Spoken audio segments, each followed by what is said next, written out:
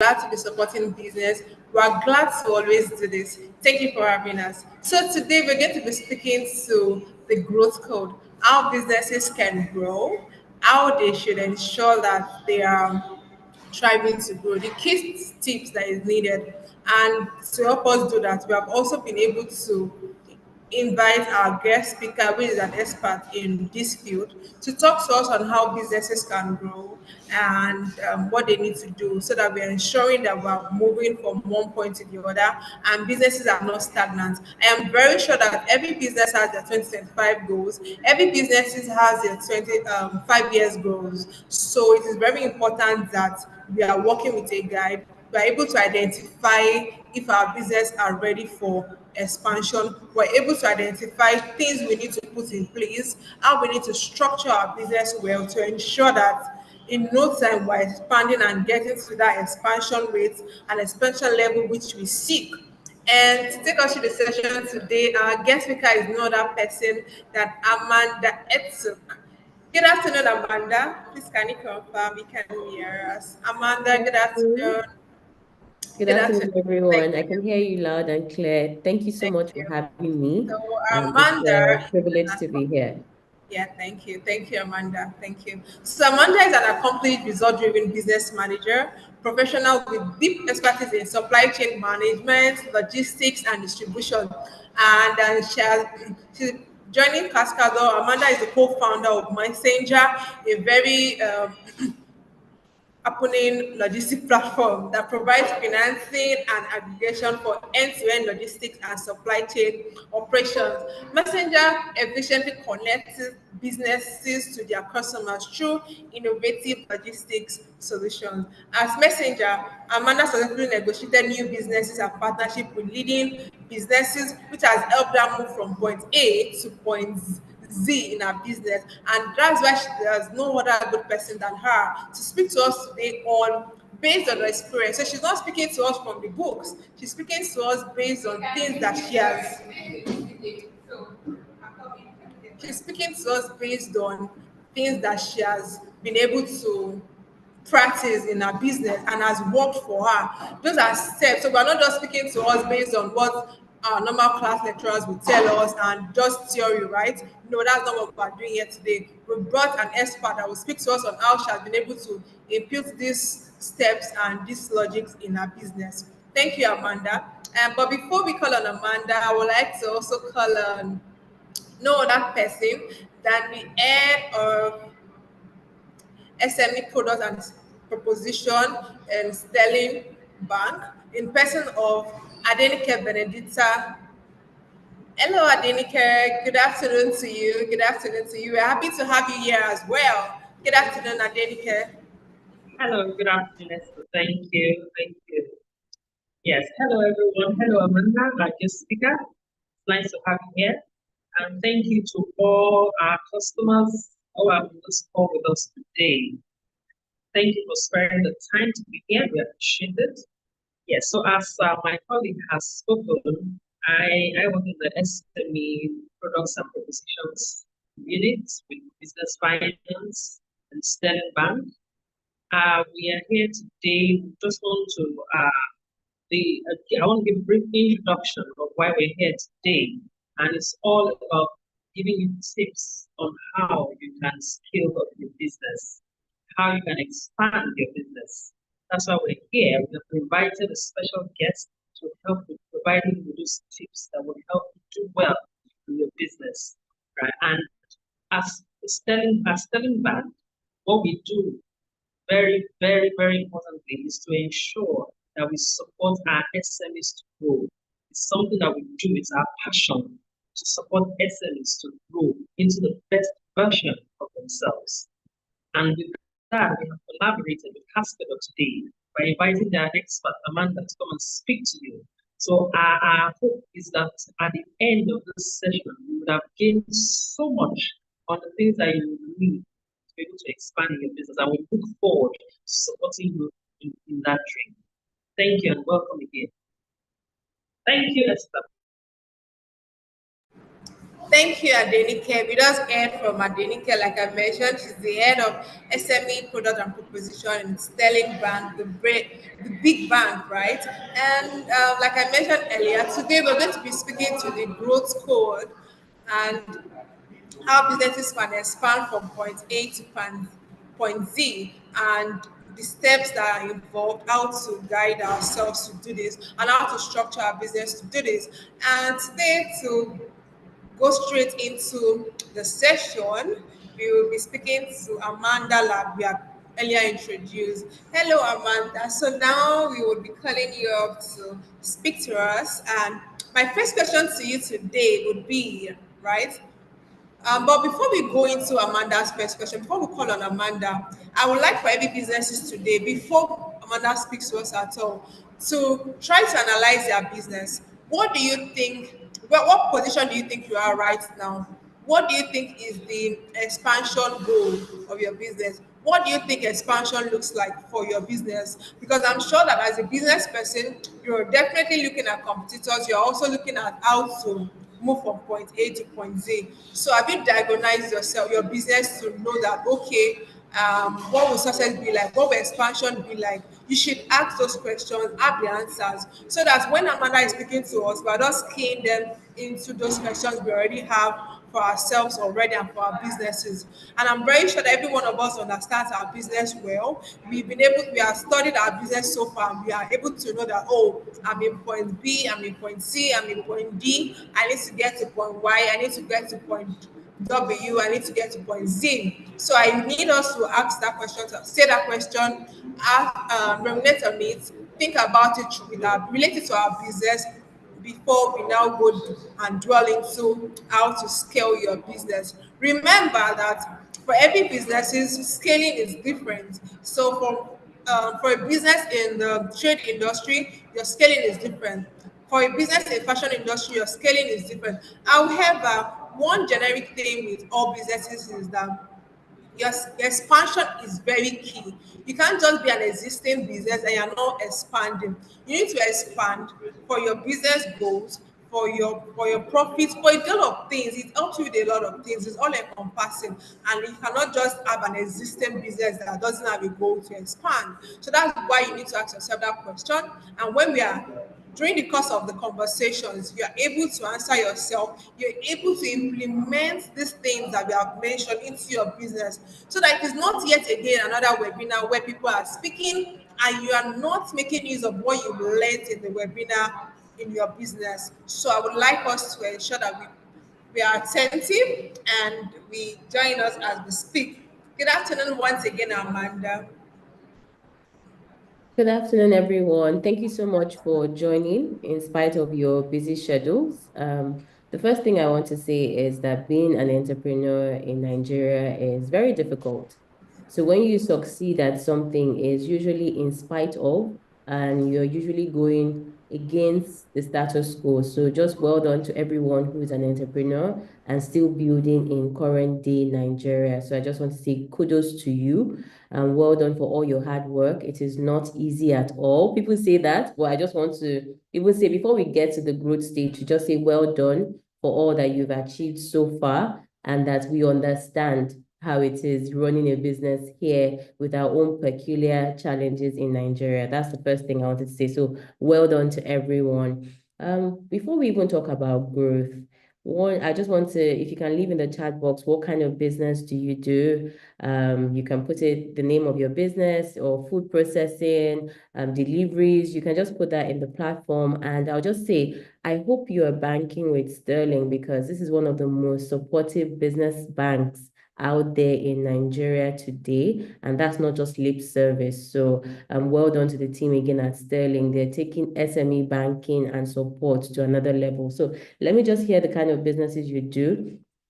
Caroline Ibiwoye is into clothing. That's awesome. So more people, let's hear more about what you do. This is also a great opportunity. I know that we're joining virtually, but one of the benefits of conversations, people are saying, oh, I'm tired of conferences, I'm tired of webinars. But the great thing that you fail to notice is that you meet amazing people, and it could be the start of some great business partnerships. So I'm seeing Precious is into fashion designing. That's awesome. We have people doing drinks and haulages as Bennett. And Clement might even be your logistic partner. He just put their haulage. Biodun is into agribusiness. Everyone will need a haulage partner. People are confirming the bank with Sterling. Very happy to hear that. We have publishing and biography, drinks distribution. We have a lot. Please put in what you do here. The conversation is not one way. It's also between us and you, and also with the other panelists. You might find someone here that is a great partner to have. So beside your business specialty, I want to see your location. So aspiring entrepreneur, Lagos.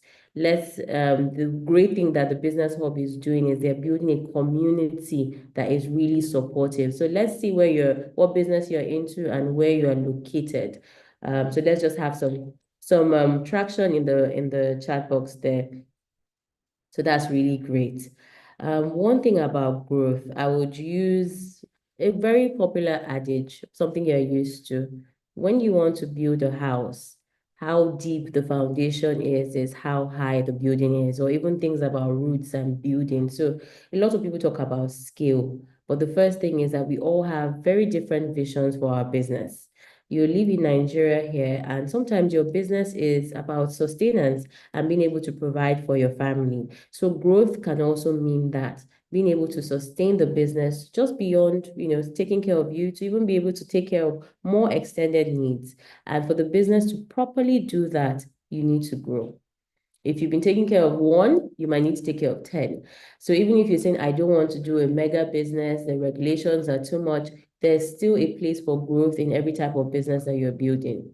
Some of us are also building legacy businesses. Some of us are building conglomerates that want to be taken over by some other businesses in the very near future. So growth for everyone is in different forms and different phases. But regardless, there are some fundamental things that you have to do to achieve that growth.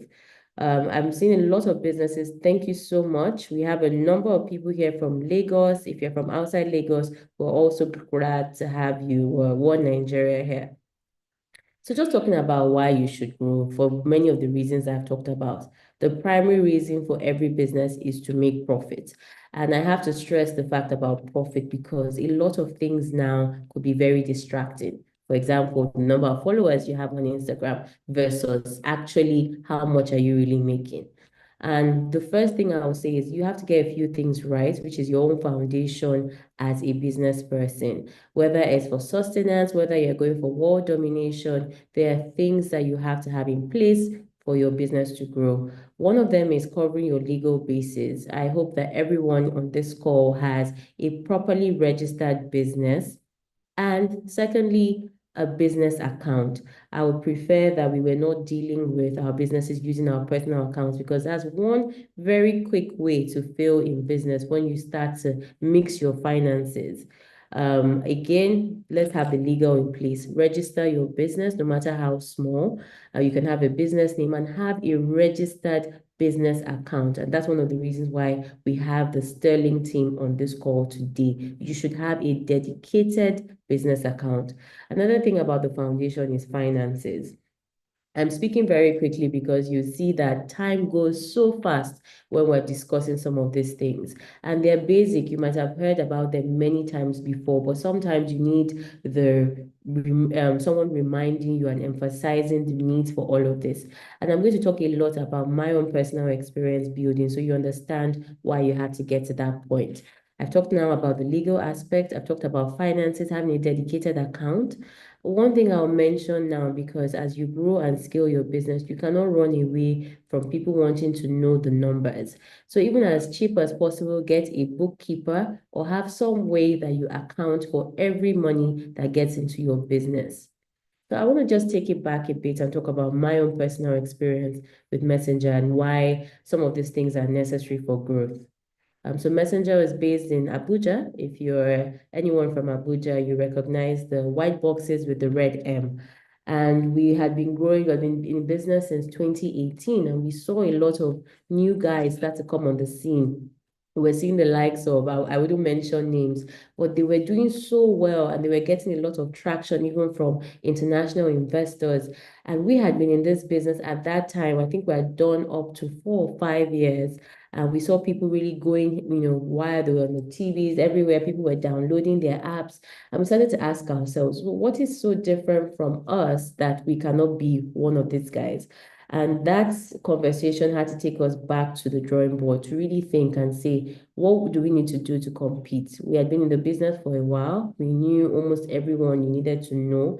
We were moving goods for some of the most popular businesses, but our business was not as recognized the level as some of the other newer players were.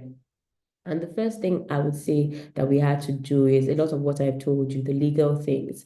When we started, we had just a business name, and we said to get the attention of the people we want, we need to, upgrade our shareholding structure. Okay, what else was different about these big players and also the technology? We had to go back and look, how do we start to automate some of our processes? That's something we went back to. Again, people were asking, let's see your books. And luckily, we had engaged a bookkeeper before then, so our finances were intact. We were able to, audit those processes. People started to ask more questions. Are you the right people to be doing this business? So just trying to scale the business, trying to talk to more people, and we already had to answer a lot of these questions because you could be doing the most simplest type of business, but when you want to go on a bigger stage, there are certain things that would be required of you. So I'm going to take a pause here just to get back to Esther, and then for anyone who has any pressing questions to leave them in the chat box. Thank you so much, Amanda. Thank you so much for that explicit intro that you gave to us. And I like the fact that you are being honest to say that, there's been a point you had to go back to the drawing board to look and analyze what's happening with your business, to strategize on how to grow your business, which is very key. It's very, so for me, I know that it's very key that you understand your business and you're honest with yourself. You know where you are, you know your numbers, and you know the numbers you want to get to. So you're not deceiving yourself and saying, I'm at point B when you're at point A. So thank you so much for that intro. That was very, very deep, and I could relate to it because you're not just making it feel like yet again another motivational speaker speaking and saying, I just woke up someday and voila, my business was making trillions and all that, right? So the first question I'm going to be asking you today, which is going to from the line of our conversation, would be that, so what would you say are the key steps necessary to business for scaling, necessary for business to scale? Yes, we have established the fact that different businesses scale of advancing or expanding, it varies, but we cannot admit the fact that there are still some key steps that are similar to every businesses. There are still some key steps that are like the journals of every business that they need to actually make use of in today, 2025 and going forward. So please, what would be your answer to that question? I want to start with technology. A lot of people might say, I'm not very tech savvy. My customers don't like to use it. But the benefit of technology for businesses is not necessarily to raise money, but to scale. So for example, if you can chat with one customer per time, but if you have a website, 100 people can place their orders at once. So I know that a lot of people here, especially those in clothing and, people are going to argue with you that people like to speak to the people that they are buying from.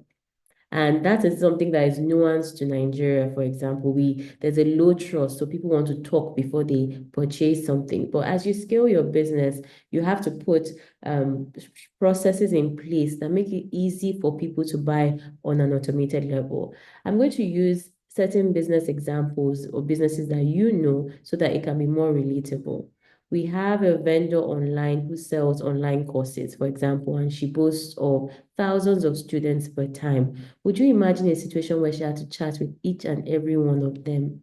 At first, it is nice. People like the specialized care. But after a while, it's inefficient. People start to complain. It took 3 hours for your person to respond to me. It took 5 hours. So having technology in one way is a way to scale your business. It is more necessary than just trying to be fancy. And it happens in different ways. For example, now, as simple as collecting payments. We have a lot of payment platforms right now that make it simple for you to do so. So imagine if you had to confirm every payment, you had to do all of those things. But simple API to one of the popular businesses, I will just even use a name here because they plug into all the banks. So for example, if you have a Paystack or any of the Flutterwave stores or any of those APIs, you can easily see the money immediately in your bank account. Instead of saying, oh, let me confirm if I've seen your payments, having that long chat back and forth. So that's one of the things I would say, focus on technology. WhatsApp is now widely used, and a lot of the technology now that we're going for are things that allow you easily use the technology. Nobody's using very complex systems. So that's one thing I would say is very important. Another thing I would say for scaling the business that I have also benefited from and I can share is partnerships.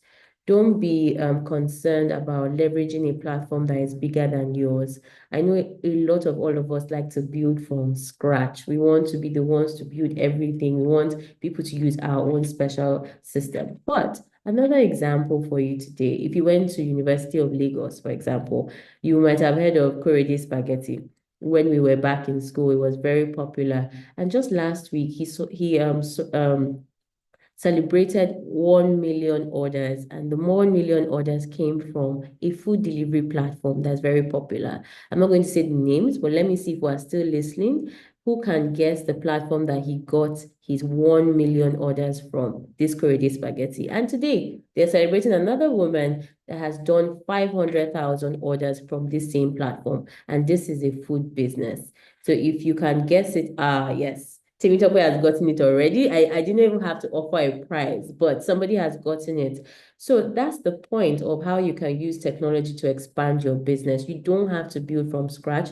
You can leverage on using another person's platform or even a partnership to be able to do so. And that's the way I want you to look at technology for scaling your business. It doesn't have to be one that you build. You mustn't build an app for your business to actually scale or grow, but you must use technology to target even more customers. I cannot stress that more than enough. And let's say you're someone who is not really a technology business, partnerships. What really helped my business at the time we were giving out motorcycles to riders is we wanted to partner with a platform. And this is another thing why I said, talk about things that you do in the chat box because partnerships are essential. And we were able to converse with the likes of Bolt, for example, to say, hey, we would like to supply bike riders, the motorcycles to work on your platform. It could be something as simple as that. It could be something as simple as seeing another business and seeing what is the way that we could come together to sell to the same customer or complementary services. We've seen the Ewa and bread people working together all the time. That's a deal. Both of them are making money, and we have to be able to look at partnerships as a way that we expand the pie. I think it's very important for us to do so. Technology and partnerships are my own key ways I would say that you need to do that. Also, businesses should not be run on vanity metrics. You have to find out, are people really buying these things or they're just my friends that are going on the website? So we need to check those things. Are people dropping money for this? Is this something that is selling? Again, you also have to look at upskilling. Thank you so much to everyone who has joined this call. We all know something, but being able to submit yourself to say, okay, I could learn something from this platform, that's a great thing. And that's something that you must continuously do as a business leader that is looking to grow their business. So again, I'm going to pause. I would be very happy to have more conversations in the chat, more questions, and then I'll hand over to Esther for now. Thank you so much, Amanda, for that. So part of the things, just to reiterate, part of the things that I could get from what Amanda said was that technology, she said that cannot be overemphasized. That technology is the in thing in the world now, not just Nigeria, and it's going to be the in thing in the nearest future and future to come. So we cannot but make use of technology in our business expansion. We cannot take it out. It is together with our business expansion. She had also mentioned that one thing I want us to also note that she mentioned was that So we don't have to be the one supplying all the services, right? We need to work with our chain of businesses. That's our chain of businesses are the people that will supply you, the people that will do this, the people that they say, for instance, you produce something, you have to work with the guys that are delivering, you have to work with the guy that will produce, that will deliver the cost, the materials to produce, right? So you cannot produce without having those people. And one other people which are the end of your chain of business are the end users, right? You also need to find a way to also deliver to them. That's why the people that will deliver to them are also very key. So she spoke at that. That speaks to partnership. So I've gone from technology to move to partnership. You can see that they all work intertwined and they're all together. And she also spoke about structuring your business well. You need to have a business account. You need to be credit worthy. You need to have not mix your personal businesses with your business, personal affair with your business, right? And she also spoke about how to navigate and understanding your local market, right? Even if you want to expand to an international market, you need to understand what's happening in your locality before you can understand what's happening in the international world. So you cannot give what you don't have, and you need to practice. Just like you're practicing, right? You need to practice from the home before you're able to practice in a bigger scale, which is going global, going international. Those are the things that I was able to pick from what Amanda said. And I'm sure every one of us were also able to pick these very important things. And so my next question to Amanda would be that, okay, if you could tell us as well how some programs like how business are supposed to get funding, the instances they can get funding to expand their businesses, how they can navigate the Nigerian market, how they can also strategic partnership, how they can key into strategic partnership, and how they can also key into technology to ensure that they grow their business. Because take it from me, right? You need these things to grow. There are some other things, but we just want to celebrate on these few things to just ensure that people are getting it. So we've been able to say it at the point, but we want to be emphasize on it and also bring it to our local understanding of how we need to make use of these things to grow our business. So we're talking about technology, we're talking about strategic partnership, networking. You cannot not say you are not going out. You need to be going out. You need to network to strategically partner with people. You need to partner with a lot of people. You can't be the one supplying, selling rice, selling beans, selling cocoa, selling oil, selling granite at the same times, right? But you need to partner with people to ensure that these things work hand in hand and help your business. So we also need to talk about how to navigate our Nigerian market. Just like I mentioned, our locality, right? So our locality in this context will not just be our local community, like our street, our state, our town, but the Nigerian locality as a whole. That's the Nigeria as a country. How do we navigate, understand? And one thing about businesses as well that I am sure of is that you also need to understand how to move with how things are evolving. If inflation is happening today in Nigeria, you need to, as a business, you need to know how to work around it to be able to survive and sustain your business. So you're not just sustaining your business, you're also as you're sustaining, you're growing. Remember that as we were mentioning that there's inflation in the country, some businesses are growing every day. That's because they've been able to know that, adapt to the evolving trends in the Nigerian market, understand the market, leverage on the changes, leverage on the dynamic changes that happen to grow their business because they already know already that change is constant. You all will agree with me. So Amanda, please can you speak to that? Thank you. Thank you. So one of the things that you said that I would like to touch on is about understanding our local context. And I would like to say this for everyone here is in this part of the world, business is really a relationship game. That's something that I should emphasize. It's not a bad thing, and it's not necessarily a bad thing because a lot of people complain about man, no man. And that's not really how it works. We have to look at businesses and even as relationships as one of the first things to conquer a bit in business. People are first going to do business with you because I know that guy. He was in my secondary school. He could do this. So you're basically building a reputation for yourself, even as a businessman, and even as you maintain your relationships. When it comes to funding, customers, everything, it's a relationship game. For a lot of people talk about the partiality of how certain businesses are selected, but the truth is some people are top of mind for certain things, and that's why they get called. Sometimes it's about the relationships, other times it's top of mind and even getting that credibility. So I would like to say that when you have a one-on-one encounter with a person, with a brand, it's always a good thing to put your best foot forward. I don't want to say you never know where you meet them. No, this is not like a Nollywood meme. It's just more for you and your own credibility. It's not in a sense that maybe you meet the person you were mean to and later on in years they are doing so well. No, it's not because of that. It's because every person or every business is a brand that is known for a particular thing. And that's the first currency that you have, even with your customers and even with getting funding, which we'll still talk about in detail. But for customers, for example, a lot of business is by referral. So if all the business that comes to your company is through the ads that you run, know that you are doing something wrong. If you've never once gotten a referral from someone who has purchased from you, you know that you are doing something wrong. Because a lot of times in Nigeria here, before you make a high value purchase, when you're about to transfer big money to somebody, you start looking through, even if we're looking at Instagram, start looking through their followers. If you know anyone that is let's say a mutual contact, you start to ask friends, please, have you patronized this person before?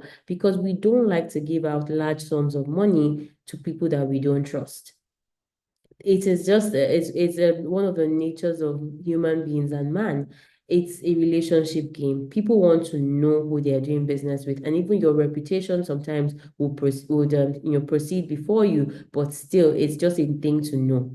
I like something that Esther mentioned earlier about going out more.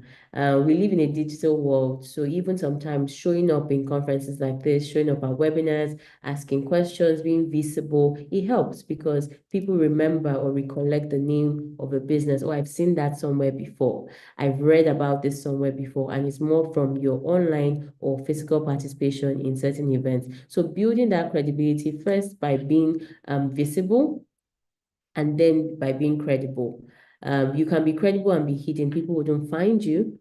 And you can be visible, and that could also be a negative thing when you're everywhere advertising and people come and use the service and it's a horrible one. So those are some of the things that we have to talk about relationship-wise. It's something that we need to constantly build, and it leads up to the same thing as funding.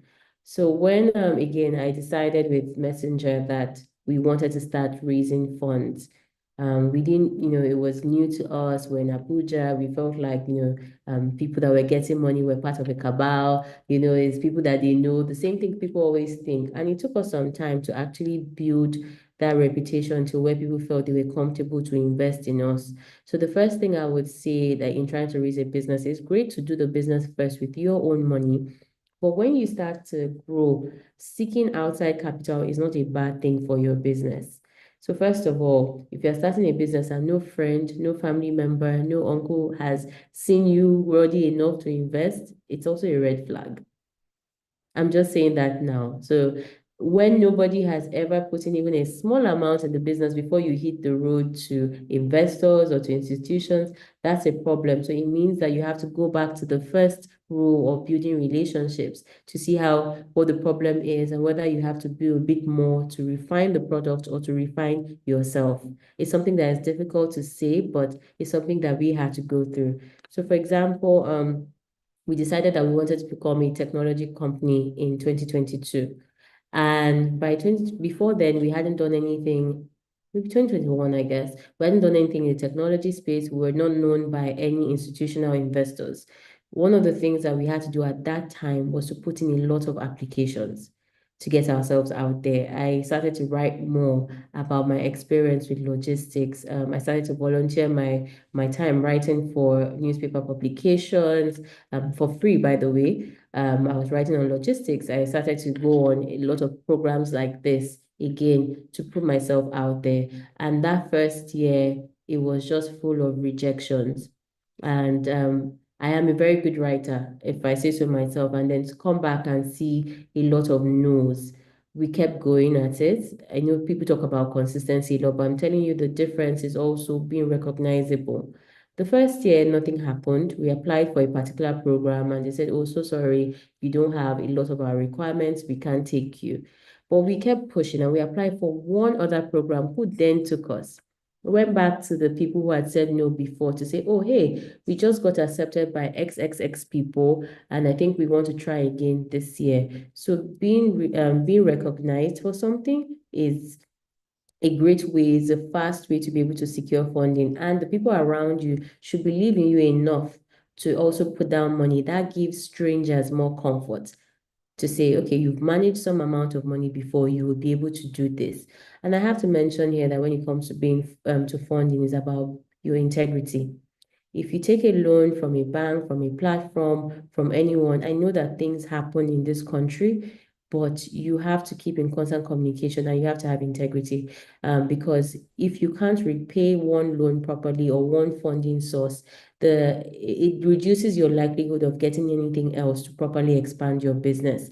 So that credibility, that relationship building is very important in any sort of funding that you're going to go after. I'm stressing this because it's what worked for us. It was difficult for us to get any leads at first until we decided to build our relationships, build our public profile, and a lot of things around that. So being able to do that really helped our business to the point where we could now speak to outsiders. We had to speak to some local leaders before we were able to get institutional funding. And I hope that's something that helps someone today. So maybe if you're being rejected from certain funding, will I say platforms, it means that there's some steps that you might have skipped or some easier accessible capital that you have skipped before going to that source of funding. And I hope that information helps someone. Yes, so I'm going to pause again just to answer any questions. I don't want to go too far in talking about funding if there are questions that you have at this point.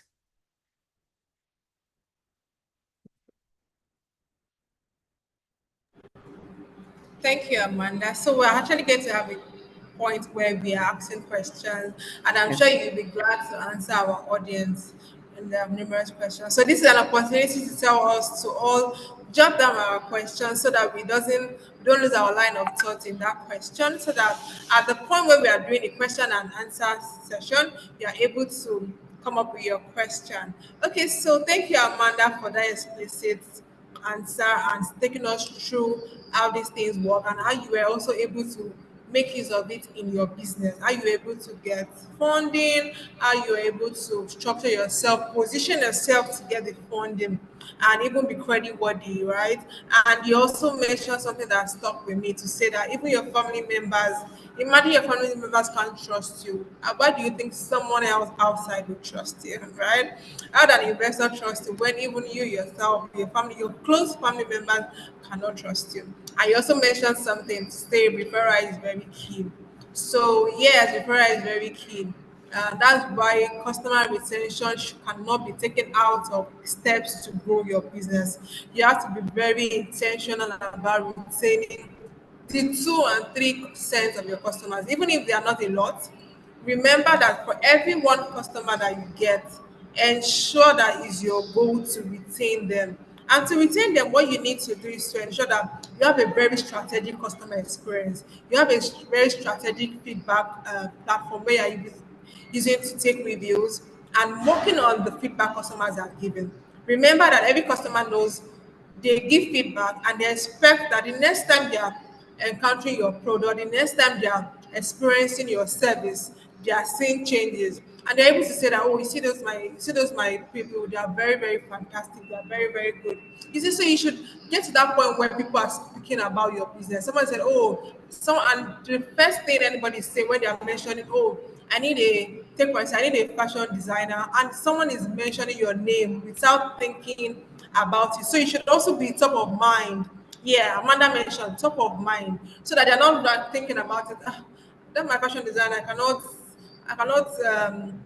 introduce you to her because there's a lot of issues. But you don't want to be in that position. Trust me, you don't want to. Because remember that when that customer is telling one customer, from there, he's telling another customer, and another customer is telling another customer. word of mouth is very, very key. Even for big brands today, word of mouth is still key. It can never be taken out of anyone's story, and it can never be out of anyone's story, even when they've gotten to that peak. And remember, there's never a peak to business expansion. So you also ensure that customer retention, um, which is something I took out from what Amanda said. And funding is very important. So that's why Amanda also mentioned that funding is key. Structure your business well, ensure that you're putting everything in place. Your expenses are not over what you are getting. Your income, your outflow, your inflow, your account are adding up, and it's making sense to anyone that is looking through your statement of account as a business person. One other thing that she also mentioned was go for training. She mentioned go for webinars like this, attend webinars. I don't say, oh, this is yet again another conversation. Trust me, I'm sure that every one of us has learned one or two things, right? That's why she also mentioned that we have accelerator programs in Nigeria today. We have accelerator programs for Nigerians, we have ones for global entrepreneurs, we have ones even localized. And as business owners, we need to ensure that we're also keen into this thing. And that will now bring me to my next question, which is how does accelerator programs today help businesses to expand? Because we are mentioning the fact that this cannot be oversat. I cannot be taken out of also what you don't know, you don't know. So that's why it is good to work with people that will unhold you, teach you these things that you don't know. It's fine not to know. It's fine to be determined. It's fine not to know. It's fine not to understand how Mr. A was able to do it. But when you go for these accelerator programs, you learn about these things and you are able to. And one good thing about accelerator programs that I am sure they also guide you through the post program to ensure that you're implementing those things in your business, and definitely there will don't always be a result. Trust me, it's either a good result or a bad result, and it's almost the chances of it being a bad result is almost zero, right? So that's why you should try it. And today I'm also going to want us to hear from Amanda, and that brings us me to my question to say that Amanda, what do you think accelerator programs help businesses? How do you think it help businesses to expand, to grow from point A, like we've been mentioning, from point A to not a B, not a C, not a D, but maybe to a Y, to a Z? Thank you. Okay. Thank you so much. So, based on my experience at Messenger, as an entrepreneur, I've moved into a new role, which is as a program director for an accelerator called Cascader. Why I'm saying this is very important is because I have an understanding of how entrepreneurs fare in Nigeria. Basically, what are the things that we need? Where do we need support? How do we structure programs in a way that they are most impactful and people can benefit from them? So that's really my day-to-day of designing how best to support businesses. I'll just start in a very general way because I've also been I'll call it lucky enough to attend a number of accelerator programs. So one of the things that accelerator programs do for you is that they help you with your structure. Like now we've talked about the structure and the things that you need to do. But in joining an accelerator program, for instance, you are under a strict timeline and terms and conditions to fulfill those legal obligations that you've made to the program. That's one thing. So they help you with your internal structure, getting your legal rights. For some programs, they help you to be incorporated within Nigeria and outside Nigeria. That's something that is very important. They make sure that they carry out what's called investor readiness. I mentioned things about friends and families, but what accelerator programs really do is that they polish you to be able to speak to other institutional partners and investors. And that's something that you might not be able to get all that knowledge by yourself. Another thing that I would mention that is very important that accelerator programs do is the learning and development. I can talk about legal, I can talk about finance, but there's a certain level that you need to be at to operate at to be able to bring in more money. You can't sell what you don't know what you don't know. And it's dealing with other people, being able to even talk to your peers within that same program helps you have a different perspective on your business that maybe wasn't there before. And that's a huge value add. And of course, for a lot of people, there is the funding. a lot of accelerator programs come with cash support for the entrepreneur and sometimes for the business. There are a lot of popular ones that are out there in Nigeria. There are some that give grants. There are some that are being run by the banks. There are a number of programs that are just focused on supporting the entrepreneur. And just to mention, because you might be wondering what's in it for the organizations that carry out these accelerator programs.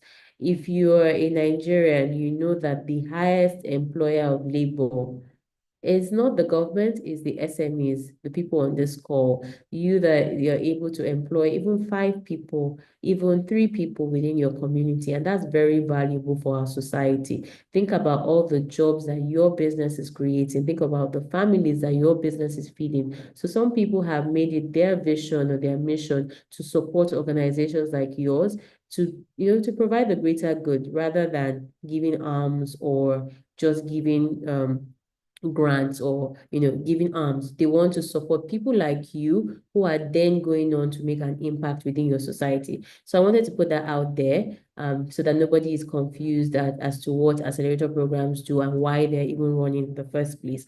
A lot of people are focused on maybe even women in business. We've seen how things change when a woman is managing a business and a household. We want people in health. We want people in agri who's going to feed our country. People in financial inclusion. So this is why people run accelerator programs. I wanted to clear that up first of all, before even talking about the benefits to you. Of course, there's funding in some accelerator programs that is typically supposed to be used to increase your revenue, your customer base, great exposure. For a lot of businesses, being tied to a particular accelerator program gives them a form of prestige. They're very popular, world-renowned accelerators that people can say, oh, I was a part of Y Combinator, for example, and that's for maybe tech companies, or now even to businesses that are not even technology-based to say, oh, I received a grant from Africa Business Heroes, for example, and then bringing it home to the company where I'm a representative called Cascador. We are really focused on impact and impacting one entrepreneur to then impact hundreds, even thousands of people. So for example, now with our accelerator program, we've been working closely with a microfinance institution in Kaduna who started off working with hundreds of customers, who's now working with thousands based on the support from the program in terms of having the right people on your board, structuring the team. Those are things that the accelerator program has been able to provide. Also the visibility for your business. A lot of people might not have a personal marketing budget, but think about all the noise and celebration that comes from being part of a prestigious accelerator. Those are some of the things that it does for your business in terms of getting you out there, getting more people to say, that's right, I've never seen this business before, and now I know this John St. Paul Fishery because they were part of this. I've seen them on the Sterling website, so I know them. And that's one of the things that accelerator programs do for you. They give you credibility. So today I'm going to talk very briefly on the Cascador application. We support sector agnostic companies. That means you don't have to be in tech, you don't have to be in agri. We want to be sure that you can provide impact. And what's impact to us? Job creation, financial inclusion, women in business. Basically, we want to see how you as an entrepreneur are impacting lives in your community. So this Cascador application is open between now till the 1st of June, and we want your application. So a bit about the eligibility criteria. You have to have been in business for 2 years. We don't really support the very early ones because, like I started this conversation, being in business in Nigeria can be difficult. So we want people who have staying power, not just ideas. So this is no knock to anybody who just started. It just means that in 2 years, we'll still be here as an organization to support you. And even before then, you're getting tremendous support from the Sterling Business Hub. So hang in there. So that's our criteria, 2 years in business. We also want a minimal annual turnover. We want people who are making, I call it turnover. That means you're making at least 50 million per annum. It might sound like a huge amount, but when you take it back, that's a couple of millions a month. The reason why we want that is that we want to be sure that people are looking to patronize your business. That's one of the most important things. So beyond funding from companies, beyond the most important source of funding is from your customers. And we want to be sure that you have customers so that when we then support you, your growth is exponential. So that's one of the reasons why we require that. We're looking for businesses from all over the country. It doesn't have to be Lagos. It could be Abuja. It could be Kano. It could be Borno State. All we want to know is that you have the traction, you have the willingness to learn. We like to build relationships at Cascada, very long-term relationships where we grow with you from even where you are now to where you can be in future. So we want someone who's willing to learn, willing to take on the feedback. We've been able to have great networks of people that you definitely should be working with, part of our long-term partners at the Sterling Bank team. So those are the things that we're looking for really. Beyond money, it's a great learning opportunity for anyone, and we're focused on Nigeria. So this is open to only Nigerian entrepreneurs, and it's an extensive program. I would put a link in the chat box. I hope that everyone sees it, but definitely I encourage you to look at accelerator programs. Ours is great to look at, but there might be several that you also qualify from and can benefit from as well. So that's really it. There's a lot of benefit from being under an umbrella, learning from your peers, learning from mentors who have gone ahead of you, and of course, being focused on growing out your business with people who really understand what it's like to run a business and succeed at it in Nigeria.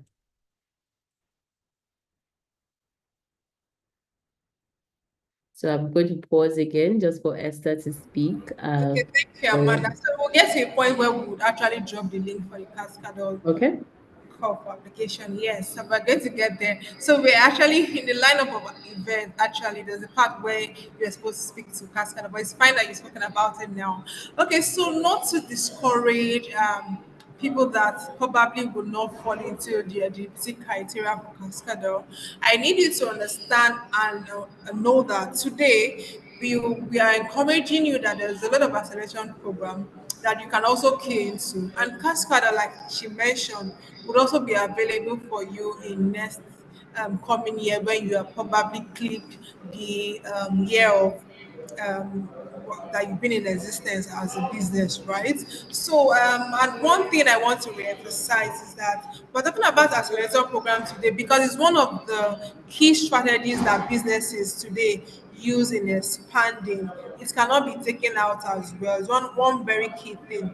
And to rephrase and be take up some touch point from what Amanda said would be that accelerator programs helps us to assess mentorship as a business person. You get mentorship from experts, people that have gone through that business and understood the nitty gritty of your business and help you. They're talking to you on how to grow, how they were able to do it. This is not theory now where somebody is just talking to you about law of business, law of this, law of that. No, but speaking to how businesses have used it and how they've been able to grow, and how you can also implement it for your own locality, how you can implement it for your own type of business, how you can implement it for to suit your own goal. Because remember, it's also not bad to have a different goal from your mentor, right? And also the tools and the resources you need. Sometimes people make use of tools. That's why they say information is very, very key. If you don't know these tools, somehow, some way, they might never be there's somehow, some way, there might never be a time where you're going to be able to get to that milestone that the person made use of the tools for, right? There's also to be funding opportunities. Just like we mentioned, and we pride ourselves to say that Sterling in partnership with Cascador just this week gave some Accelerator S alumni funding for their business to grow again. That's why it is very, very good that you came to these accelerator programs. Networking and industry connections, right? Validation, visibility, credibility, learning and skill development. It helps you with market expansion and global exposure as well. Support you to sustain your business. Remember that I said that you'll be learning from people that are experts. So probably you might be learning from someone that his business has even expanded past the walls of Nigeria and has gone far and wide to not just Africa as a continent, but far and wide to the world, right? Learning from that person is going to be easy. It's going to be an easy peasy for you to just learn from that person how you was able to expand and you're also expanding your business.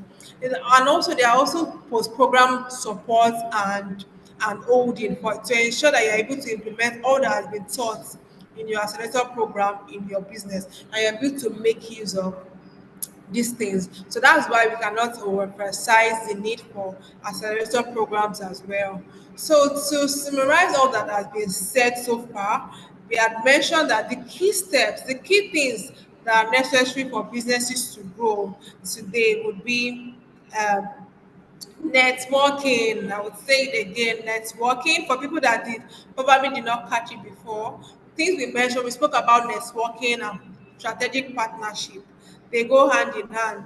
You can't get partnership if you don't network, right? So they go hand in hand. Digital transformation, that's technology.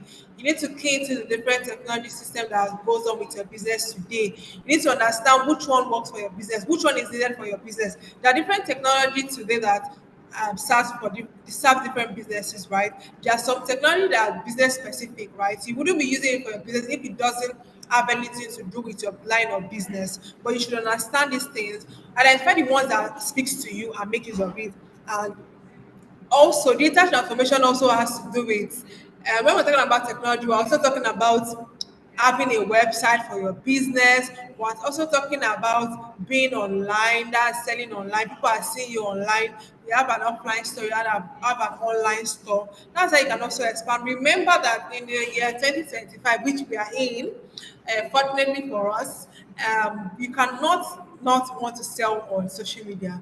Remember that 70% of Nigerian youths today. Imagine if you are what your product is for the demographic of the youth, and you are not even online. How would expansion work if you are not doing that? So you see why I said that it's part of it. E-commerce, portray your platform, portray your business out there. Is there an e-commerce platform? Do you want to have your own? Do you also want to partner with some other people that already have the e-commerce platform? All you're just doing there is just showcasing your product and you're selling, right? You're also able to stay compliant and with legal. Remember, you also, as a business as well, you also have to work by the guidance, the law, and the policies of the country and your locality. It's not just a Nigerian thing. Even when you go outside the four walls of this Nigeria, you also need to ensure that your business is compliant and your business is following the structure and the policies that applies to your line of business in your locality and everywhere at large. Getting certifications, there's some businesses that you need to get a certificate to make you credible, to make you certified that, oh, this person is a certified baker, you're certified this, you're certified. You need to, in as much as you see that those things sometimes might be money consuming, trust me, for every other person that is getting it, because they know the necessity to get those certificates. Please do not hesitate to get this certificate. They are very important. Data analytics and insights. Ensure that you know your numbers so well. You understand what's happening. You understand the months you had 5 sales. You understand the months you had 35 sales. You should understand what happened between those 2 months. You don't want to go back to figure five. You don't want to go back to, you want to grow, you want to even grow, you want to triple your sales from 25, you want to make 100 sales in the next month. And how you can do that is from data insights. Your data insight will let you know that, oh, this month I made more sales, right? What did I do differently?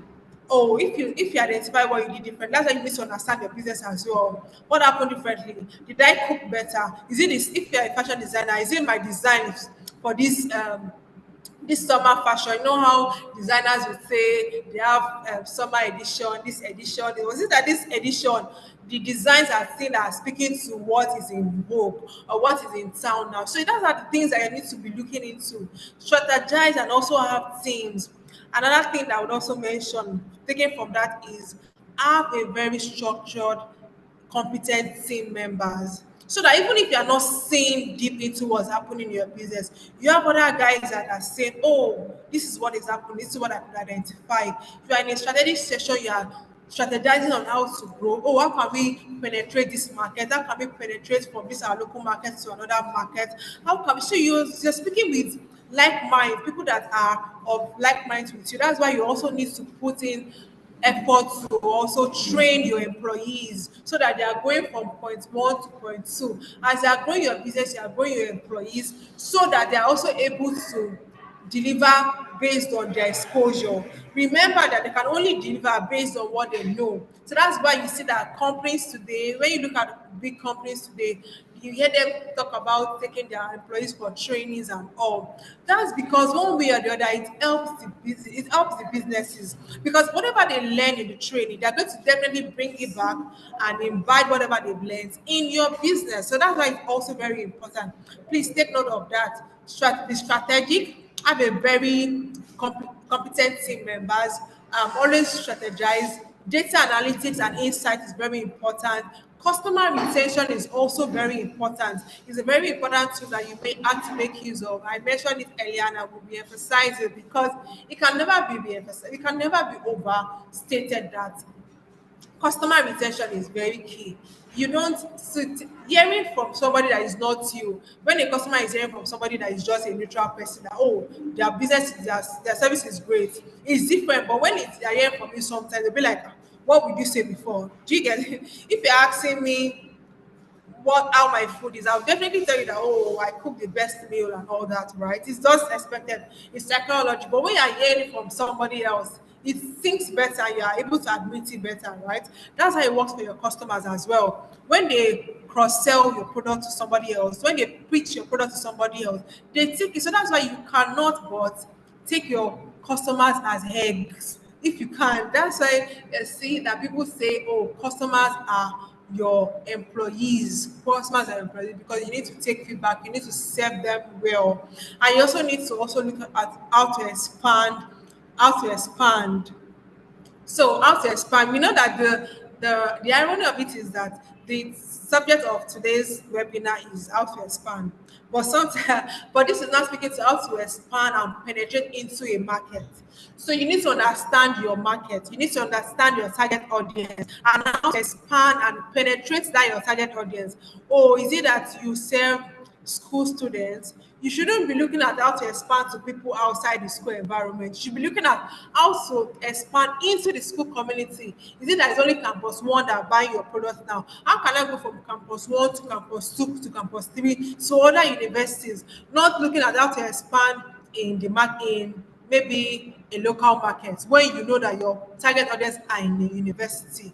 So you see that there are two different things. If you are strategizing on how to expand into a market where there are market women selling pepper, selling onions, and what you are selling is not for them, you see that that is misplaced priority. And you are not strategizing well on how to expand your market penetration. That's why it's also important to expand your market reach and distribution. And also, as a business person that wants to expand, you also need to be strategized on how to expand your distribution. That's why partnership is in comes in, so that everything intertwines. Partner, you could partner with somebody. Take for instance, you are here in Lagos, you produce here in Lagos, and you have someone in you partner with somebody in Kaduna, and the person is you are supplying someone in Kaduna as your distributor. That way, before you know it, that's how a lot of business expand actually.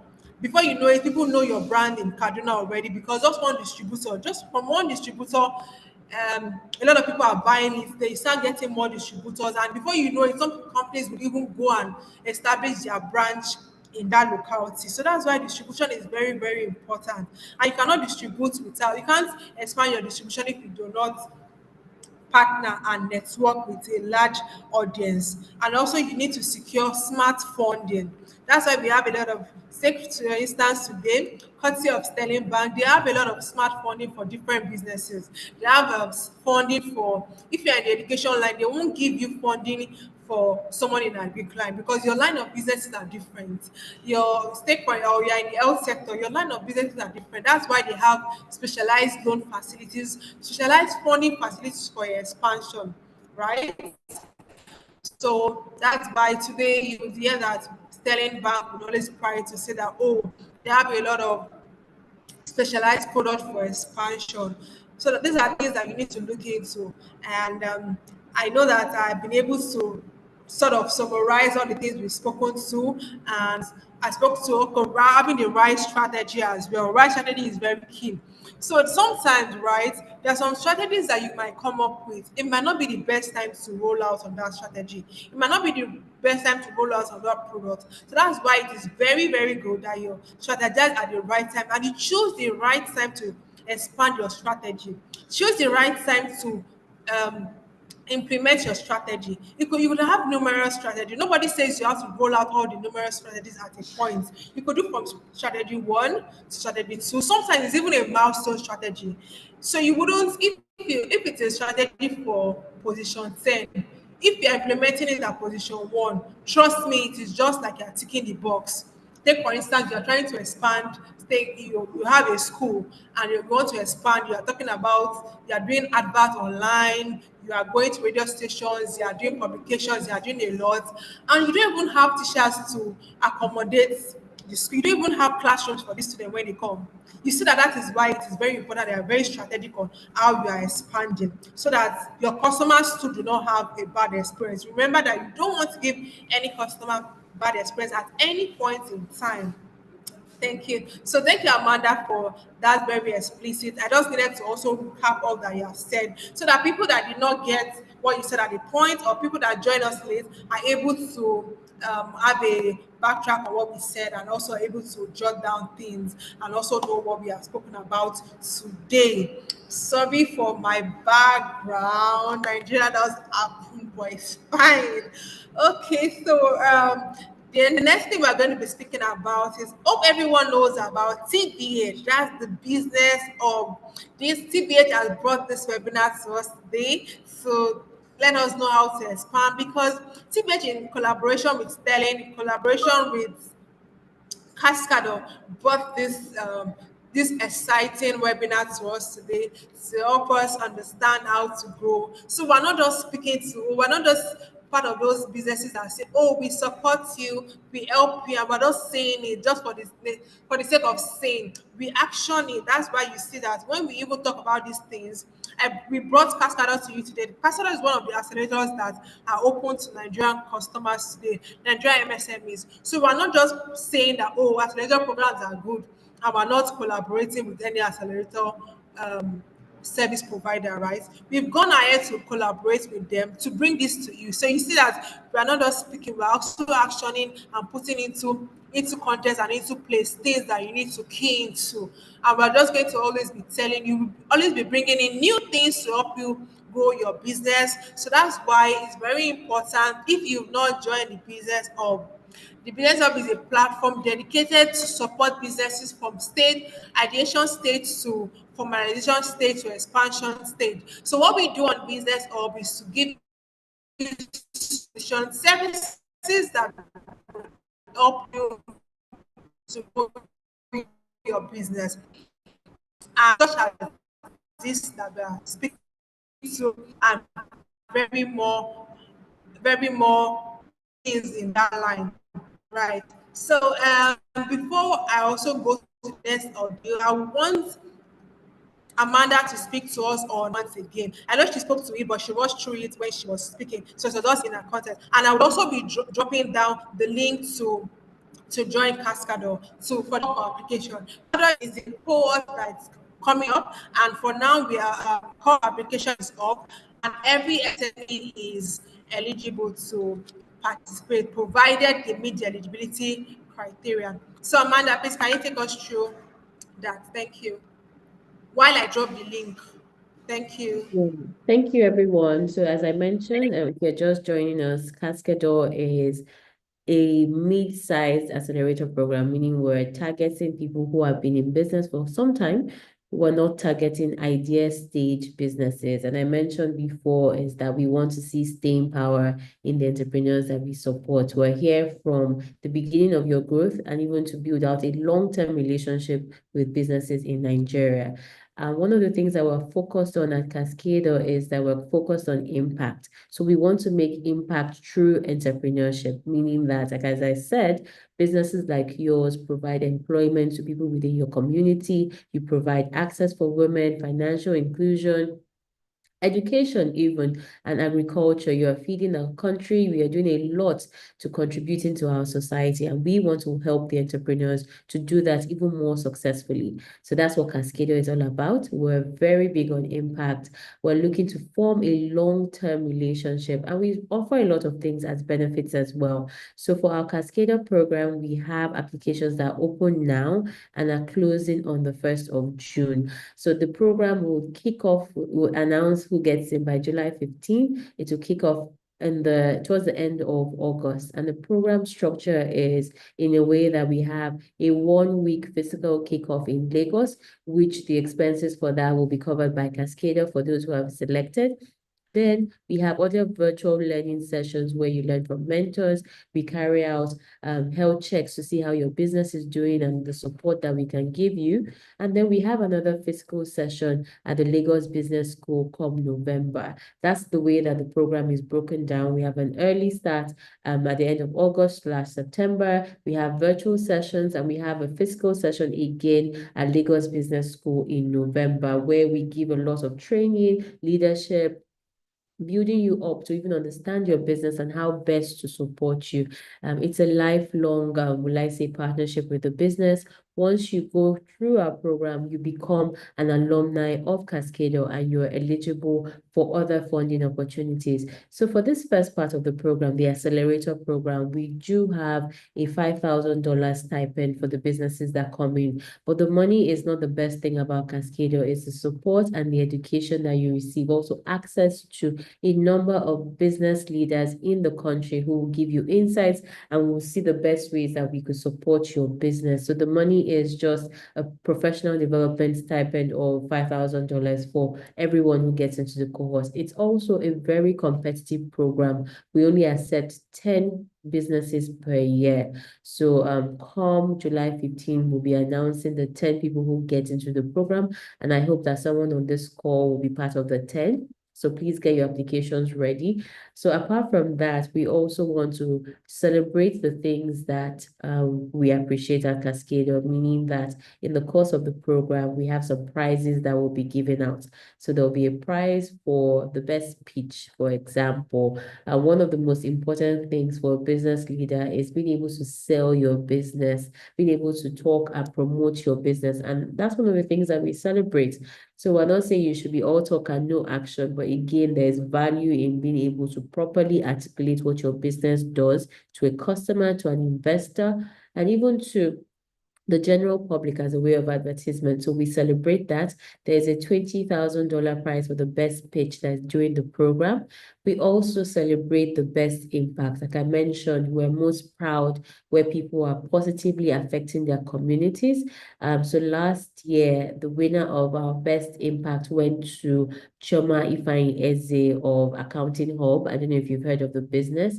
And she has been able to provide literacy to thousands of Nigerians with early job skills. And that's something that we thought was very impactful. And she got a $20,000 prize for that. The person who won the best speech last year was Tuteria. That's an education platform for home tutoring, just to show you that the type of businesses that we put into the program is quite wide. You could be in agric, you could be in a whole lot of things, even logistics. So again, another thing that we love to celebrate at Cascada is the Exemplary Cascada Award. So we're touched by generosity, people who are willing to learn, who are willing to help others.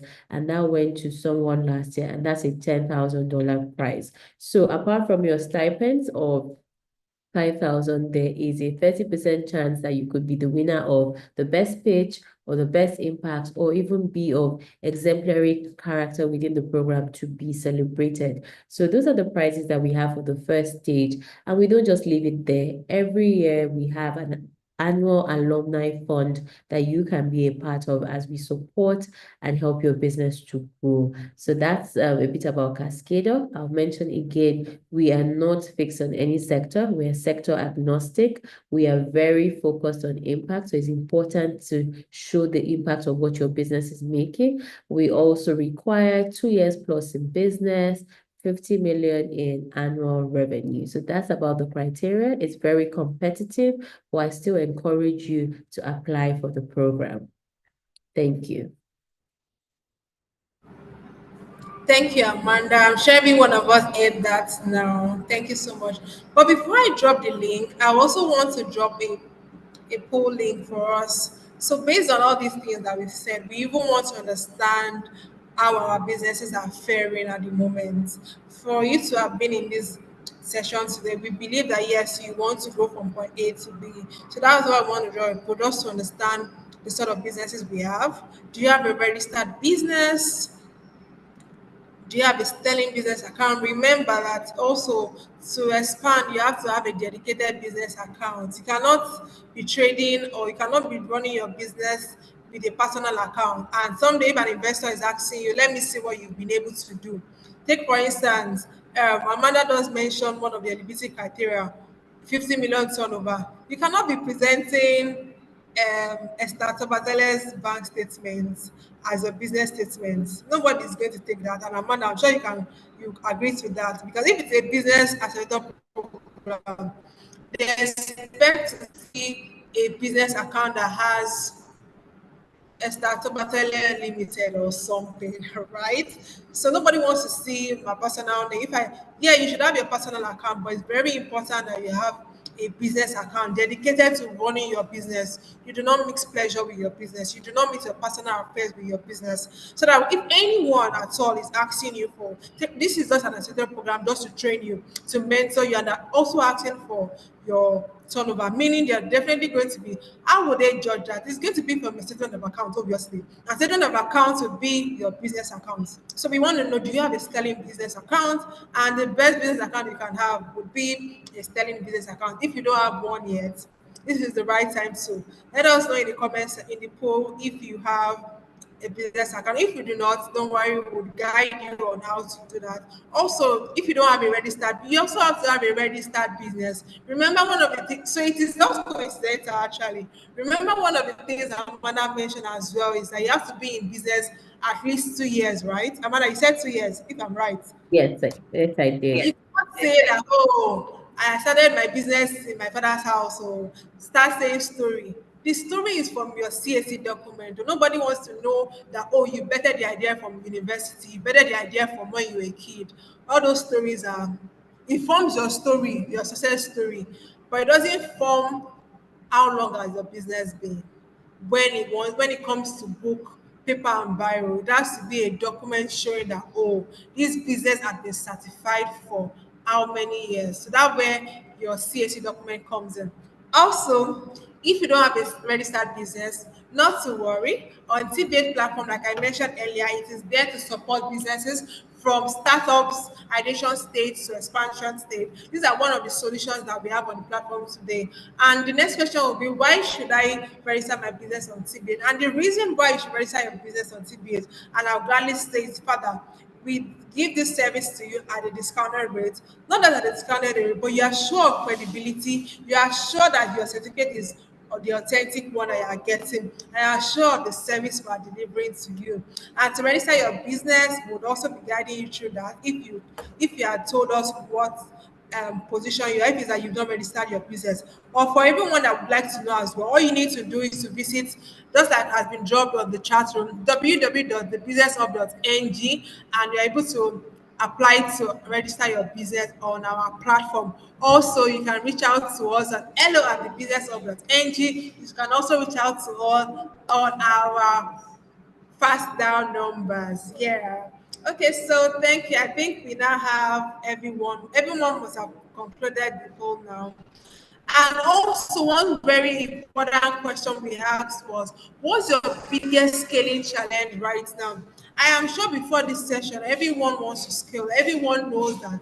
It's sort of a knowledge that everyone knows. I don't think it's even a knowledge. I think It's an ambition that is just it just comes natural with everyone, right? You want to move from point A to B, and you must have at a point, like I said at the beginning of this session, what do you think is your challenge to grow today? So this poll is also asking us, what is the biggest scaling challenge you have at the moment? What's the biggest challenge? So we want to see, let us see, let us see. Let me have it, your answers. Let me have your answers.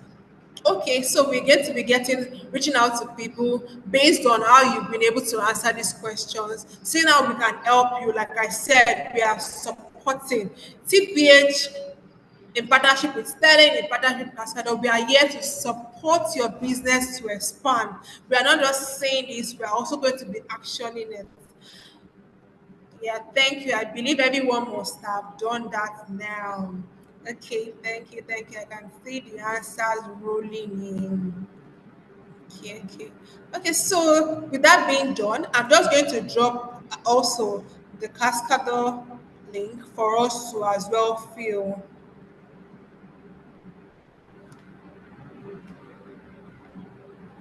Please feel free to start your application today using the link that was just dropped by me on the chat room. Thank you so much, everyone. So this now brings us to the Q&A section. I told you there will be a Q&A. Trust me, I do not regret on my words. So we are here. Do we have questions for Amanda? Do you have questions for me? I am glad to answer your questions, and I'm sure Amanda would also be very, very glad to answer your questions. Questions, please drop it in the chat room, please. Drop your questions and I'll be reading it out and I'll be taking your questions. Okay, David answered. He said, okay, I'm going to read out David's question. Amanda, you do us the honor of answering David's question. I think we'll be changing. Sometimes I answer the question, sometimes you answer. So that it's not just, No they're not just problem. hearing from me, they're also hearing from the great Okay. Amanda. Okay, so David says, the challenges I faced recently are concerned with yearly certifications with regulatory agencies. Being a limited liability company with no yearly services provided can be burdensome. So, Amanda, how would you Okay. answer that? You said the challenge you face with yearly certification. So that is dependent on the type of business that you run. I'm not sure what sort of business that is, but I also know that if you're not making up to a certain band, you're not required to pay certain taxes. So, okay, PENCOM, NSIF, ITF, NSITF. Okay, now thank you for clarifying. So those are standard regulatory things that you have to follow through as a business. And I do understand that they can be burdensome. One way to help with this is to have, for example, a legal person that helps handle your filings. So for PENCOM, for example, if you don't have more than 14 staff, that's something that you're not necessarily legally required to have. So you need to speak to a legal professional and look at best ways that this can be more seamless for you. It will be very tiring for the entrepreneur themselves to handle all of these regulatory issues. So my best advice is to outsource this and focus on your business. You might have to pay a small premium, but there are a lot of legal practitioners out there and freelancers that will give you a good price. You need to also be able to negotiate and outsource the things that are not critical to the success of the business. Okay. Thank you, Amanda, for that explicit answer. I am sure David got clarity to his question. So yes, you cannot do without these things, but you need to just strategize. And sometimes you need to outsource it to people that help you, advise you better. That's why sometimes we mention getting advice, right? Getting consultant, speaking to a consultant. Oh, this is my challenge. How do I go about it? Remember, I said, what you don't know, you don't know. And it's not the very key thing to know is to be open to asking questions, open to making inquiries at any point in time when you do not know. Remember that these certificates are very important, and you also will not be caught in the position where I said, "Oh, I didn't know I needed this certificate." You cannot say that as well. So that brings us to the fact that also as a business, understand your business so well, the nitty gritty of your business, not just what you are doing, also what is applicable for your business. What's applicable will make you know and how you are staying compliant. When you're asking yourself those questions and answering, you get to find out these certifications, these government regulatory documents you need to always renew or get at every point in time, so that you are not caught in a position whereby you are saying you do not know. Remember, you will hear so that you won't hear the answer of ignorance is not an excuse. Never be caught in that position. So the next question is from Sulaimon, and it says, "My question is that how do I start a business with small money?" Okay, so I'm going to answer that question. Like I said, we're going to be interchanging, right? So my answer to that question would be that it's fine to start small. So I see a lot of businesses make a mistake of wanting the big capital, and a lot of people don't even give capital funding sometimes. That's why Amanda mentioned something around, if you are looking for investors and even your close family or close friends cannot even invest in your business. Most business today, based on experience and things I've heard, right? Most businesses today get their capital from family and friends. It is fine to get your capital from family and friends, because most time the reality of life is that most funds we get outside today, or majority of the funds we get outside today, is for expansion, right? And that means you have to show a level of credibility, a level of um, your readiness for that business. So when they see what you've been able to do on your own, an investor would want to invest to say, "Oh, I see the bright picture. I see that, oh, you've been able to move yourself from point A to point B." So that means if I triple what you have in terms of running capital right now, if I triple it, you're going to be moving from point B to a point Z. It's just mathematics. It's not mathematics, because a lot of people say them and maths are not friends. It's not even just math, it's just logical, right? If you've been able to use a 5 naira to get a 10 naira today, obviously when you have a 20 naira, you'll be able to make 100 naira with a 20 naira, right? You cannot make 100 naira profit with a 5 naira if you've just been able to sell to one person, and maybe your profit is just another 5 naira. All you're going to be making is going to be 5 naira profit, and what you're getting back is 10 naira, right? So that's why it's just logical.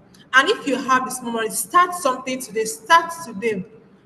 It's very important. I will emphasize. Please start today. Small money. Understand where you want to venture into. How do I start small?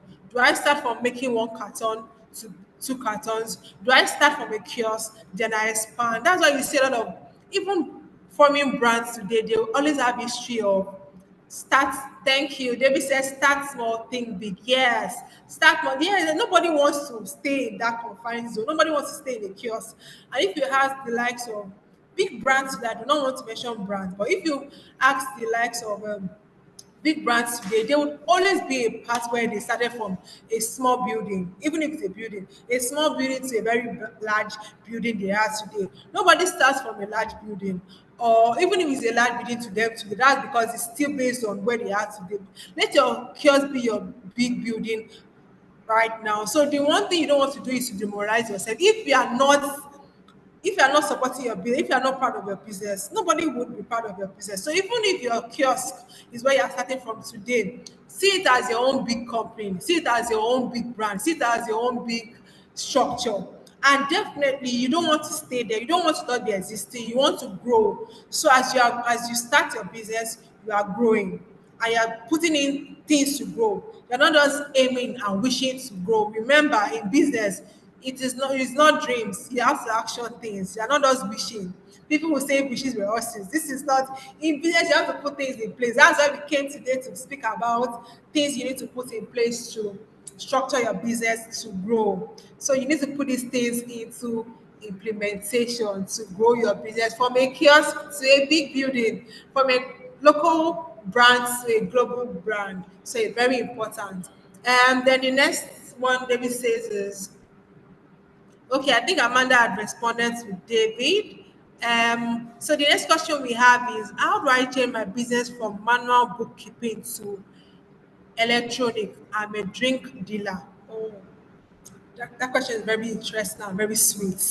There's a lot of service provider does that today. Amanda, oh yeah. Okay, Amanda, Well, I'll please. leave Esther to answer this one. You know that if you even mention it now, somebody on this call might be like a technology vendor for those things. But Esther, you can take this one. This is an interesting question, and happy that you're thinking about it. Oh, yes, yes. So we have a lot of inventory service providers today. I would not want to mention I would not want to mention brand, but yes, we have. You should just look up on these things, right? Look up on these things. The look of in short, there are some that even give free services at a point, then you go to premium and maybe what they are giving you expands and all, right? Even on TBH today, we have a service provider that provides bookkeeping and inventory service for our customers. That's why I said earlier, TBH is where you should be as a business. If you want to grow your business, come on TBH. We have these solutions for you as well. Because yes, we've been able to look at what our businesses need today. And what we've done is to provide those solutions on TBH. So all you need to do is to log into TBH as a sign up on TBH today and enjoy these services as well. Yeah, it's not a problem at all. Okay, so the next one is from David as well. David says, technology helps our business keep track of customer engagement levels, analyze data in order to create strategies and increase customer retention. This to help us remain competitive in the markets where churn rates are high. We use social media management tools to track who is talking about our company on various platforms and analyze what content is resonating most with consumers. Thank you, David. Thank you, David. Yeah, David does re-emphasize what I said and just re-echoed, said it in a different way. But yeah, he's just trying to tell you how he himself and his company has been able to use technology to expand and understand um, their customers' behavior, customer engagement, and all these things. Today, you agree with me that when you key into Meta AI today, you are able to do a lot of things. You are moving from you are posting something on Instagram. From Instagram, you are posting. It's also you are mirroring it on Facebook. You are mirroring it on different social media platforms. I am also able to see the interactions of your customers. You're also able to track today, you're able to track what is happening on your website. You're also able to track who is buying what product is selling better, what is happening better, what product do I need to restock, what product is getting sold out. All these things, there are technologies that help you do them easily. You don't need to do the manual work again, right? So that's why it's very important. That's why the technology is very important. You cannot be caught not using technology in 2025. And technology would keep advancing. Advancing, I tell you. I'm very sure very soon we'll have robots helping us with delivery. We'll have a lot of things happening. AI answering a lot of questions. Please do not be out of information. Always be informed and key into technology. Please do not be part of those people that says, I don't understand how that thing works. If you don't understand, try today, try tomorrow. Someday you wanna or ask someone to teach you. Ask someone to take you through. Some of these service providers ask customer care. Call them and say, oh, I want to use your service, but I am stuck at this point, at this point. They will be glad to answer. Sure, that's why they are there. That's why they employ these service providers, they employ customer care service practitioners to answer those questions. Call them up and say, oh, this is the challenge I have, and they would help you out. Do not be uninformed. Thank you. So, do we have any other question? Do we have any other question for us? Any other question? Very absolutely. Thank you, David. Thank you, David. Do we have any other question? It's still the Q&A session, and we are glad to answer any question at all as it relates to expanding your business. What are your business challenges? What do you think is your business challenge today? Have you diagnosed your business to know if you are ready for expansion? If you are not ready for expansion, what are the things you need to do to prepare your business to expand? Those are the questions you should ask yourself and ask those questions in line. And we are going to be glad to answer them as much as we can. Myself and Amanda here on this call. Okay, okay. I see no other question. I see no other question. I believe that we've been able to clarify everyone's question. We've been able to help people decipher what they need to hear, what they need to know. Remember, I dropped the Cascaders call for application link. Please do not hesitate to apply today. Tomorrow might be too late. Today is do not procrastinate. One thing you don't want to do in your business also is procrastinate. Procrastination is never good for anyone. be it business, be it for personal growth, be it for business growth, is never an option. Okay, so I have a question from Christiana. Christiana says, so apart from the year of existence and revenue, what other thing? Okay, so Amanda, that's for you. So I guess she's speaking to the call for application for the cohort coming up. Okay, so apart from the business, let's say the revenue that we're asking for in the years on business, that's a major criteria. So we're also going to look at when you now go into the application, you would have some candidates that are naturally stronger than others, and that's in being able to demonstrate your traction, meaning, okay, what have I done? How many customers do I have? What opportunities are there for me? Those are the things that we will now consider. People who we can really help to, like I said, impact a lot of people. I've seen another question in saying that why do we want businesses that have 50 million in revenue? Again, we're looking at businesses that should have been in operations for 2 years. And 50 million in annual revenue, I didn't even discuss profits. 50 million in annual revenue means that you're earning at least 4.2 million per month from your business. And what that means is that even if you are selling something for 40,000, you sold 100 pieces. So it might seem like such a big amount, but if you break it down, is how much is your business making? It means that, again, if you are making that kind of money, then the possibility of you being able to impact your community is higher. That's what the benchmark is. And now that I've broken it down into months and even based on like the cost of the products, then you understand what it is that we're really looking at. Someone says, my business is 4 years, turnover is about 30 million. Will I still have a chance? So again, we look at the business. What are the opportunities for the business? We carry out a health check analysis to see like, okay, what potential does this business have to scale? And we are not able to give personalized feedback to everyone who applies, but I would still encourage you to put in your application. Thank you, Amanda. Thank you so much for doing justice to that question. So I also have the next question I have here is I'm making sure I do not omit anyone's question. Okay, so the next question I have would be drum roll, drum roll. Okay. Okay, Deborah is asking why is it revenue is 50 million? Okay, Deborah, right? I will answer that. Like Amanda has said, that's the Cascador eligibility criteria, and they must have come to that conclusion based on some analysis and what they are focused on for this particular cohort.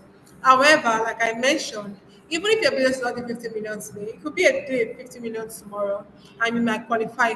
But even if you do not qualify, there are a lot of accelerator programs that you can also key into. There's nothing stopping you from joining a lot of the joining this accelerator program doesn't stop you being eligible to join another one when it comes up, when it speaks to your business. But yeah, there are a lot of accelerator programs that speaks to your own level of eligibility at the moment. You should key into it. Yes, I would advise you key. That's why I mentioned that we have a lot of accelerator programs. You don't want to miss out on them. There's a lot out there. It's just do your research and key into them. Grow your business. It will be my joy if I hear that, oh, everyone on this call today grew from point A to point Z. And how do you do that?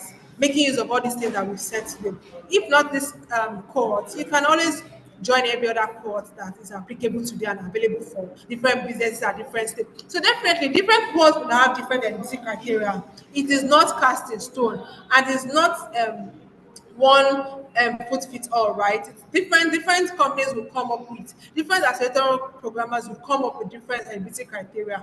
Just look at the one that speaks to your business. There's even some that are specific to business sector, right? But Amanda has told us that it's not sector, it's sector agnostic. So it's not, but there are some that they are even specific to your sector. You want to key into them and also actually enjoy them. So do not hesitate on researching. Researching is very key. I tell you, and I agree with me that procrastinating is not a good thing. You should research, no acceleration programs that are good for your businesses that you qualify for and apply for them today. Do not wait till tomorrow, right, to apply for these programs.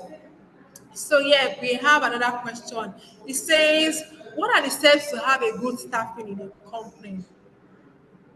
Okay, before that, sorry, I do not want to miss anyone's question. Before that, as now, sorry, I do not want to pronounce that name wrongly. Okay, so the next question is, my business challenge is lacking, is a lack of enough funds to boost my agricultural farming. That's not a problem at all. It's good that you know your problem. You know what your business is, what your business challenge is at the moment. And one good thing that I'm glad to say today is that we have Sterling Agri Focus funding that you can key into today. I'm sure that the Sterling organization as an organization are glad and able to help you meet this. Do you have a Sterling account that you're a Sterling customer? If not, rush down now to be a Sterling customer to key into their agri specific loan products for you. And trust me, it is agri specific in the sense that you wouldn't be getting an agri loan and they're asking you for repayment in a month when you've not even, your goods have not even started germinating. So that's why it is agri specific. Also, you do not want to take a loan that is for someone in trade. That's why it is very good also you partner with, you enjoy service from a very dedicated partner, financial institution, whereby they're not giving you loans for someone that is selling goods, someone that is selling clothes, that is selling every day, and you've never started selling your product because definitely you've not invested, right? Please rush down today to Sterling. Show your interest. We're going to be sharing a form. So let us know your interest. I'm going to telling you, advising on how you can get a Sterling business loan specific for your business needs, specific for your business expansion today. Thank you. So the next question we have is, okay, yeah, the staffing question. I think that's the next question. So someone says that how do I, okay, my biggest challenge is, oh no, no, sorry. That's what I just read. So that question says, okay, yeah, what are the steps to have a good staffing in a company? And Amanda, would you want to take that? Okay, so Hello, can Amanda. you hear me? Oh, Okay, yes, I so the can. steps for good staffing in a company is you have to identify what the gaps are. We're human, nobody is good at everything. So if you know that you are great at business development and getting the customers, you need someone that's in there to run the day-to-day operations. So if you do like a process flow, what I mean is if you map out how your customer would experience your product from the beginning to the end, it will kind of show you where the gaps are. If you decide that they're supposed to speak to somebody first, you know that you need a customer rep. If you now go and say, okay, they're supposed to pay someone who is going to process the payment, you now find out that you might need someone in accounting and reconciliation. But very early on in business, it's good when you're starting out to have a bit of generalists, that's people that can do more than one function and are ready to grow with you. Again, when you hire people, hire for your own weaknesses as the key man, so that while you're facing something, you have other people that cover up areas that you are not excellent at. That's what I would say. Mm. Thank you.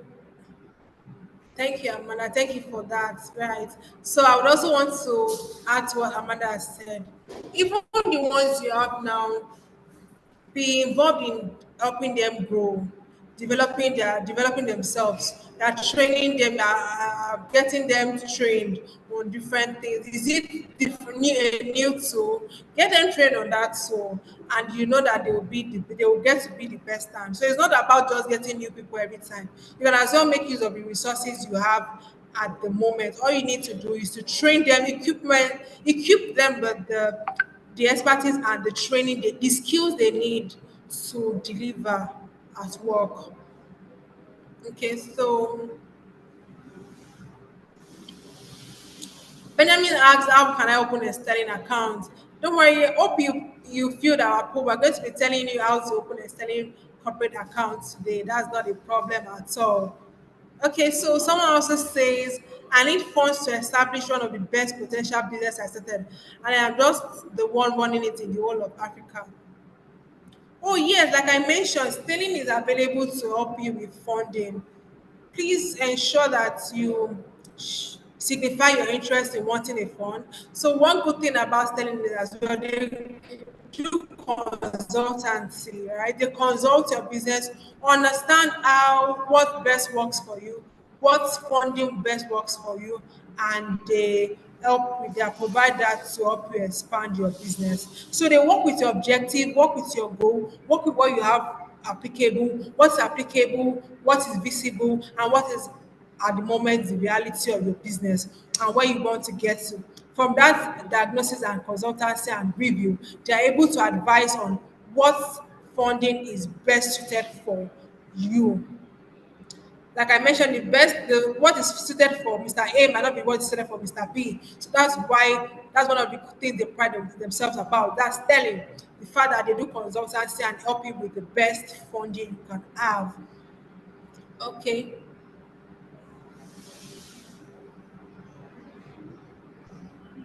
Okay, I think we've addressed a lot of questions. There are some questions that are um, we've sort of addressed in the line of answering questions. So I believe that we had been able to do justice to the question and answer session. So Abiola says, "Do you support the laundromat business?" Oh, we do. Yeah, yeah, yeah. Why not? There's no business that is not supported, though. Remember, MSME. So far you're a business. Yes, Sterling Bank is ready to support you at every point of your business, at every stage, to help you move. So, thank you everyone for joining. Thank you for being a participant to this very interesting and lovely session. Amanda, it was glad and it was our pleasure to have you. Thank you for sharing in your line of your expertise and right and your in your richness of knowledge. Thanks for sharing it with our audience. We are glad to have had you in this session today.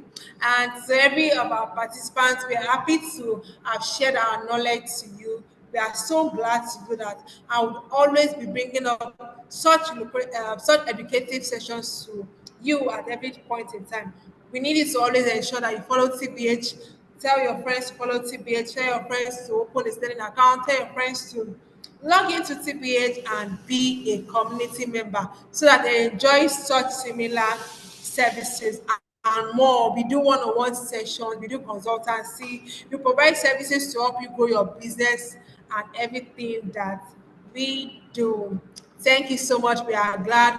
Remember to sign up on CBH. All you need to do is to visit www.thebusinesshub.ng on any of your browser, any of your brother at all, or you send an email at hello@thebusinesshub.ng, or you dial our fast dial numbers, and we're always glad to answer you. And that'll be all for now. We're glad to have you all here.